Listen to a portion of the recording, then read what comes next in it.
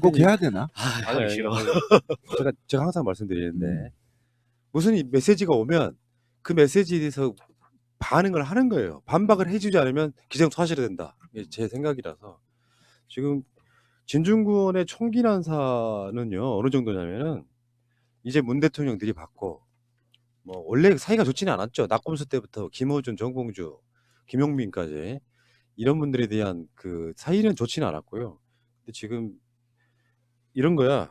문재인이란 분이 과연 대통령이라는 공직을 맡기에 과연 적합한 분이었는가 하는 근본적인 회의를 갖게 한다. 참. 제가 알고 있는 뭐 유튜버를 보는 것 같은 느낌이에요.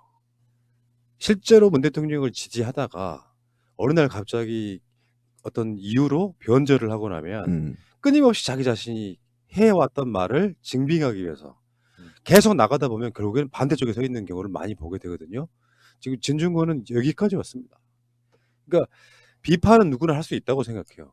그런데 이런 거 있잖아요. 사실 소위 말하면 진보팔이라는 걸 통해 가지고 진보적 아젠다, 진보팔이 이런 걸 통해 가지고 이쪽의 사람들이 열광하고 지지르던 바로 그런 인물이 특정적으로 보면 지금은 자유한국당이 하는 말이랑 똑같은 말로 변해 있는 모습. 본인은 그게 어떤 제대로 된 비판 정신이고 그게 진보라고 생각할지도 모르죠. 근데 논리에 비약이 되기 시작하면요 아무것도 못해요. 그러니까 지금 문재인이란 분이 과연 대통령이라는 공직을 맡기에 과연 적합한 분이었는가는 근본적인 회의를 갖게 한다. 이게 이제 조국 장관에게 대해서 마음에 빚을 졌다 이 표현에 대한 진중권 나름대로의 비판이기도 한데 이거 보고 있으니까 더 이상 이 사람하고는 이제 그러니까 지금도 제가 항상 하는 얘기지만 언론 등에서 패널을 부를 때 진보 패널을 부르면 안 됩니다. 그러면 진보 패널이라고 한 4명 패널 중에 2명 가 있는데 그중에 한 사람이 문재인 대통령 비판하는 쪽에 서버리면은 3대1로 싸우는 거야. 그런 거. 그러니까 이거 보면서 전 느꼈던 게 뭐냐면 조국 장관에 대한 컴플렉스가 어마어마한 것 같아요. 그러니까 제가 뭐 지지난주는 햄릿에 뭐 빗대서 이렇게 비유를 했었는데 지금 보면은 12월까지만 하더라도 자기는 문재인 대통령 지지라고 공개적으로 얘기를 했었거든요. 주변에 간신히 있을 뿐이다. 근데 지금 얘기는 1월 그 6일 날인가요? 그 신년 기자회견에서 조국 장관에 대한 언급을 했더니 대통령마저 이제 의심하고 지지를 거의 철회하는 발언을 하거든요. 그래서 이 사람은 대통령이 자기의 중심에 있는 게 아니고 조국과 같은 편에 서 있으면 다 적으로 보는 겁니다. 그러니까 세상을 이 사람은 딱 하나의 기준으로 보는 거예요. 자기가 잘못됐다는 생각은 전혀 하지 않는 거죠. 그러니까 조국 편 들면 다 나쁜 놈. 그러면서 이제 대통령도 지금 그 국정수행에 대해서 의심을 함으로써 자기의 지지가 없다라는 걸 얘기했고 김어준 총수도 지금 그 다른 사람의 얘기 정봉주 전 의원의 그 전언을 통해서 전언이란 건 일방적인 얘기잖아요. 그러니까 그 어떤 사건이 있을 때는 양쪽의 말을 들어봐야 되는데 한쪽 말만 가지고서 자기의 논리의 근거로 삼는다는 것 자체가 이 사람이 그 미학을 전공한 사람으로서 어울리지 않는 거고요. 근데 아무튼 조국이라는 사람에게 그 붙어 있거나 조국을 친하면 무조건 나의 적이다. 이 태도로 간 것 같습니다.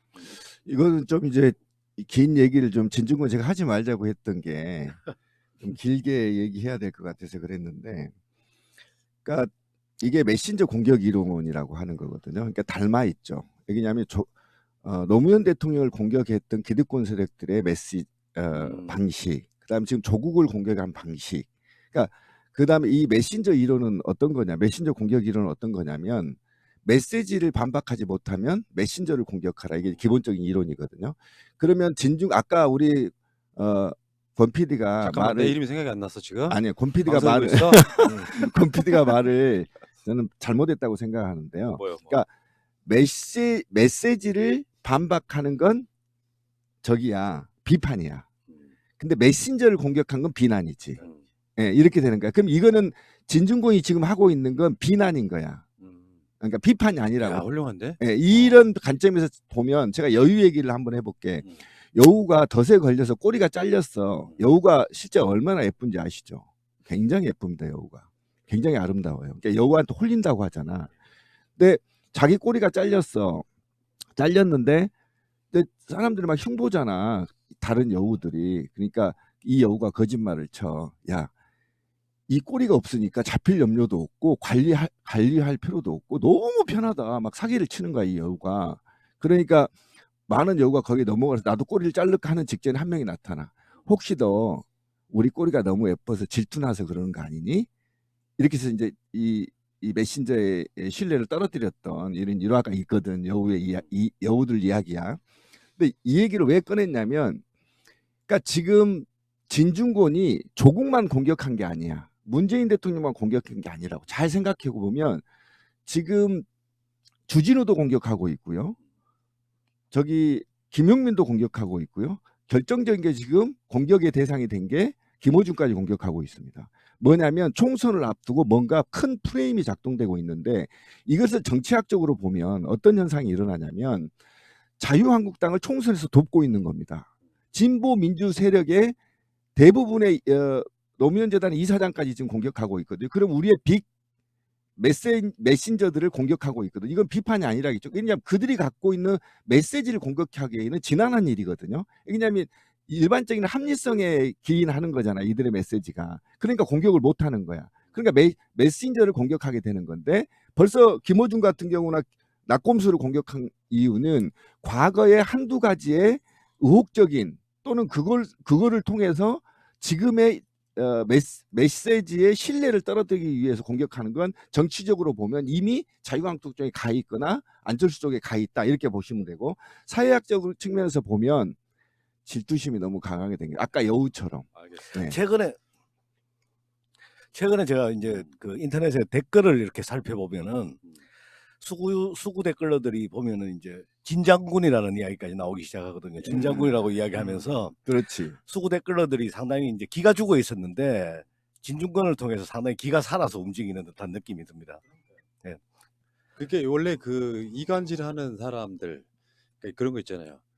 저쪽에 어마어마하게 거대한 적이 있어. 근데 그 사람들은 공격 안 하고 내부에 막 사소한 것들 가지고 와서 공격하기 시작하면은 그게 어쩌면 진중권 지가 생각하는 진보일 수 있는데요. 한반도로 생각하면은 저들한테 먹잇감 주는 거예요. 봐라, 진중권이 저렇게 말하는데 문재인 정부 얼마나 썩었냐, 이런 식으로 이용해 먹는다고. 그러니까 결국에는 내가 진중권을 보면 특정하는 어떤 인물이 떠올라요. 내 마음이 좀 아픈 구석이기도 한데, 문재인 정부도 똑같네. 요거는 노무현 정부 때도 비슷한 사람들이 있어요. 그러니까 이게 저쪽 수구 세력을 떠나가지고 기본적으로 노무현 정부도 똑같네. 좀 잘못된 프레임으로 삼성과 막 손잡고 이랬다고. 그렇게 해가지고 결국에는 일부 진보가 노무현 대통령을 떠났어요. 그러면서 굉장히 노 대통령이 나중에 힘들어졌던 것처럼 문 대통령 집권 2년도 안 돼서, 아니지, 1년 반도 안 돼가지고 촛불 정부고 촛불 대통령인데 지금 뭐 하는 거냐 하면서 어느 날 갑자기 그 사람이 문재인 탄핵을 들고 나왔어. 그렇다고 자기가 수구 보수는 아니야. 그러니까 늘상 이런 사람들이 존재를 하는 거예요. 이 판에. 그런 거에 되게 열받더라고요. 기다려주지도 못하고. 저는 자본주의 입장에서 계급적으로 평론을 해보면 이미 그 양반은 돈에 노출됐어요. 그렇게 간단하게 얘기할 수 있어요. 왜 그러냐면 지금 이게 잘 생각해 보세요. 조광조가 공격받을 때 이런 식으로 공격받았죠. 그죠? 그 다음에 이순신도 이렇게 모략당했죠. 알겠어요. 계속 역사성을 보면 그러면 조광조 뒤에 누가 있었고, 조광조를 죽이려는 세력들이 누가 있었고, 이순신 장군 죽이려고 했던 자들의 뒤에는 누가 있었고, 그럼 조국을 죽이려고 하는 뒤에는 누가 있었고, 지금 진중권 뒤에는 누가 있는지가 보이는 거죠. 자본의 논리로 본다면. 기득권 세력들입니다. 그러니까 너무 길게 하지 말고 이슈가 나올 때마다 한 번씩 건드려 주자고요. 왜냐하면 진중권이 한 말을 누군가 반박 안 하면요, 기정사실이 된다니까. 듣고 싶지 않으셔도 들으셔야 된다, 이런 말씀드리고, 진중권 이야기는 오늘은 여기서 끝. 근데 계속 반박을 할 거야.